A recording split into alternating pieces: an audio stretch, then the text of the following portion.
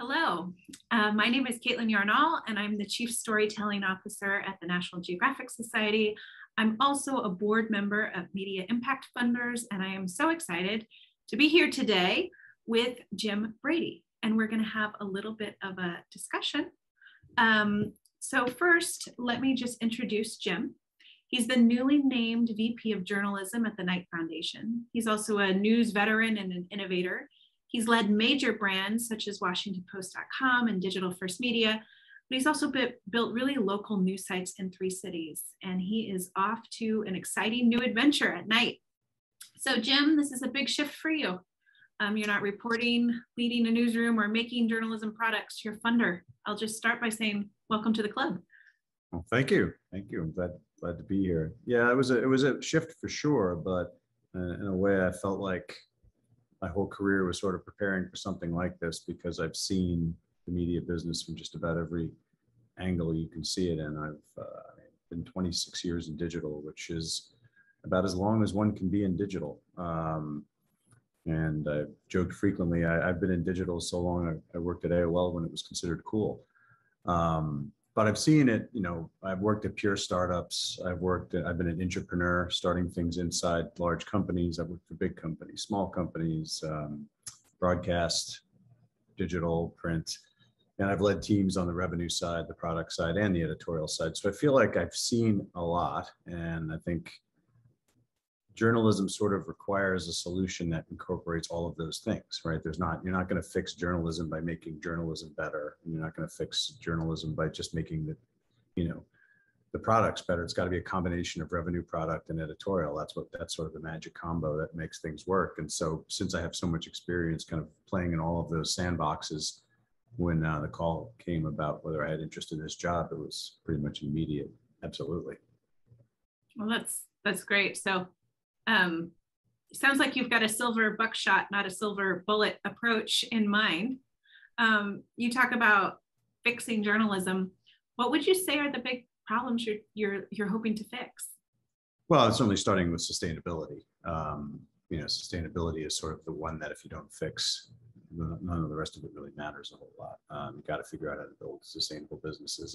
And those are both going to be, in my mind, nonprofit and for-profit. I think there is a seat at the table for for-profit businesses. I think, the wonderful thing about finding for-profit models that work is it can, lead to the growth of 1,000 new plants and flowers. And I think I don't want to dismiss that, but I think we have to figure out how to make, journalism, I think, more relevant to our audiences. I mean, part of the reason I think, we lost our way a bit, I think, was we stopped talking to our audiences, kind of in the pre-internet age. And even frankly, for a good chunk of the internet age, we have still used a platform to talk to our audiences the way we talked to them before, which was not very personally. We didn't really engage them in a way. We didn't make them feel like they were part of what we're doing. And I think the future has to be a model where the audience is not only heavily bought into what you're doing, but they're literally paying for what it is that you do. And so that requires a big shift, though, because I think one of the mistakes I've seen, especially legacy organizations make, is they shift their business model without shifting the actual underlying product. And you can't go from being an advertising first model to a reader first model without fundamentally changing the underlying site. It's got to talk to its readers. It's got to involve them in ways that you've not involved them before. It's got to treat this like it's a partnership, because it is. And so I think certainly dealing with sustainability is the first priority. I think one of the ways we deal with that is reconnecting with audiences. And this is not as much of a problem, say, in I think digital only sites have always been a little more open to that kind of engagement with readers. And I think, frankly, even broadcast has been, and that part of their whole thing is that anchor who's on there every day that the public feels comfortable with and knows, and they have consumer reporters and throw events. So I do think sustainability and that is connected directly to your ability to grow that relationship with the audience. So, but overall, it's got to be sustainability. And, and I think you made the reference at the beginning about the, multiple models. I mean, that's been a line that I've used for a long time, which is there's no silver bullet, there's just shrapnel. You just got to take pieces of that bullet and put them together to make something that works. And it's going to be a slightly different model for every organization based on, their unique set of circumstances in their market. Yep. That's super smart. I think, what we could all wish for is sustainability, right? On so many levels. I'm so glad we got into audience quickly, because I like to start every meeting I have, or every start of everything, with what's the purpose and who's the audience. And I think that so often that is clear when you're making something, when you're making a product, when you're a journalist, when you're in the, commercial space. How do you think you'll think about that as a funder? Who's your audience as someone who's going to be a funder now? Well, it's a good question. I think everything we fund probably has a slightly different audience, but I think in general, if the audience we're looking to fund is the broader, I think the journalism audience, I think we're trying to show, I think one of the things Knight can do and should do is, I've said for years that journalism is this huddling for warm phase, which is that we're either going to work together and we're going to share what we know and we're going to build tools that we can use commonly, or else, right? If you want to go wander off into the blizzard and say, I have a solution that nobody else has and I'm not going to tell anybody about it, good luck. They might probably find you in 1,000 years under 1,000 feet of snow, but good, go for it. But I think what our interest is how do we look for solutions that apply to dozens or hundreds of sites so that we can speed this sort of ability to transform, as opposed to saying, well, let's, over here we have this site, we'll give some money to that one site. We do give money to individual sites, but even then, I think historically we've wanted that money to go toward learnings that can be applied by others, or it's a very specific attempt to go after a local market that we think is an important one. But I think in general, I think what I view the audience as is that the broader journalism community, and what is it we can fund, and what learnings and can we generate that can be applied broadly? Because I don't think we have the time for individual solutions. I think the good news is most people, I think, get that collaboration has to be a big part of where we're headed. You see collaboratives popping up all over the country. You see tools that are being built that hundreds of sites can use, like as a CMS, like Newspack, or you see things popping up like collective insurance, libel insurance, or centralized legal resources. You're starting to see a lot of these pieces where solutions are being created so that everybody doesn't have to figure everything out on their own anymore. It's like the path is being paved by previous entrepreneurs or companies, and I think we want to keep putting more tiles down on that path. Yeah, I think the word community in journalism is often referring to the audience, right? But it strikes me as I listen to you talk, you're talking about a community of journalists, a community of journalism entities and journalism funders. And I think that's particularly exciting for this group, because that's why we're gathered together. If we can't share the learnings we all have, then we're never going to be as effective. Oh, go ahead, Jim. No, I'm just going to say, I think the other thing too is that there's so much interest in local news right now, specifically, and so many people funding local news or interested in funding local news. So I also hope that we're going to be able to kind of work inside that community to come up with, find things that are worth putting some funding against, and working together as a philanthropic community, because it is a major issue at the moment, and time is not our friend. I think the digital adaptation is not moving at the speed of the business problems. So I think we have to really kind of DEFCON 5 here and figuring out how to save local news. And I think working together with a lot of the folks hopefully watching this, I think is something I definitely want to do, and I'm interested to hear more about.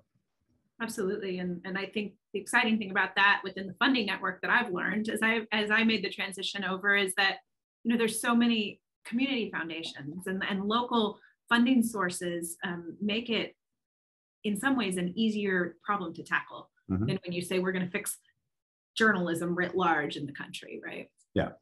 All we can do is we can provide the impetus for a lot of interesting things that hopefully catch fire and spread, and that's I think that's why I view our community as the journalism community. They have hundreds of millions of people that they're trying to reach, and I think helping figure out the best ways to do that, I think, are really important. But I think we have to try to organize as best we can the people who care about the future of local news and place our put our money where we think the best opportunities are, and the ones that can be broadly applied. Absolutely. I'm wondering if this is just a shorthand for you, but I hear you talk about sites and funding sites. And most, you said it yourself, your career has been in digital journalism, and you're a pioneer in the field.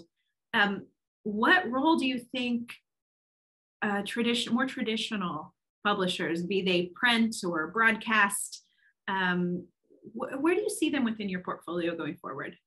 Yeah, that's a good point, by the way. It is shorthand for me because I've been doing digital for too long. It's one of those language things over time. You just have to clean up a little bit. No, I think there's absolutely a role there. I just said about broadcast. I think if you look around the country, there's an awful lot of markets right now where the site, or well, in this case, I'm talking digital. The site is the biggest digital property in the market now. It's bigger than a lot of the newspaper sites. So it is an important part of that ecosystem that we should, certainly, not ignore in all of this. I think broadcast is really important. But I don't see local news necessarily on broadcast going away. I think it's going to continue to be transformed into, a lot of the pieces that they do will end up on YouTube, but they'll end up kind of being broken into chunks and distributed via mobile platforms. But I think traditional media will survive to some extent. I don't think every city is going to have a print newspaper for much longer. I don't, I'm not, but that's why the focus for me is primarily digital and all the things that encompass digital and podcasting. And, there's lots of pieces to that. So that's why I want to break away from my sites construct. It's not even just sites. It's also, digital products that deliver news in interesting ways. But yeah, I think there's no question legacy is part of the future, but I don't think it's the part that requires our attention at the moment. Outside of some of the things we do, like table stakes, which are helping, a lot of newspapers and television stations make the transformation to digital. But I think the focus, even for those things, is still how do we accelerate the transformation to digital? It's not how do we save the newspaper, or how do we, I just think that's, there are people inside those buildings who know a lot more about how to save a print publication than folks in probably a lot of folks in the philanthropic community. I think what we can really bring expertise is trying to deepen the knowledge of the piece of this that is still a mystery to a lot, or still at least is it's still a black box for a lot of people. They don't quite understand how digital works and how audiences move and how you reach them. And I think that's where we will apply most of our expertise. That's great. The future is here, right? We've got to figure this out quickly. So we're up against time, Jim. I could speak to you for much, much longer, and I'm sure many in the room would like to listen to more. But I guess I would just end with a question of, how can we help you? Is this a big role? You're getting your feet under you. Are you moving to Miami? How can we help with the transition? Well, I think on the first piece, it's, I'm a big fan of as much communication as possible. I'm Brady at kaf.org. And if you have an idea, or you want to bounce something off, or you see something out there, if you're working for, community foundation or anyone who funds media, and you think there's something that might be worth a look, just send an email and let's have an open dialogue. I think that, the whole huddling for warmth thing, that metaphor that I use, is not just for the news organizations. I think it's for the philanthropic community too. We should be working together as much as we can. And I think there are a lot of that happens already. I'm not suggesting it doesn't, but I'm open to even, doing more of that. I just think there's so much interest in local news at the moment. And I wanted to, anybody who's interested in trying to figure something out that will help, I'm interested in talking to. So, and yes, in terms of Miami, the office, there's Knight's moving to a new office in Coconut Grove, and it's probably January, February, not sure exactly when yet, but I think when that happens, I will be down there.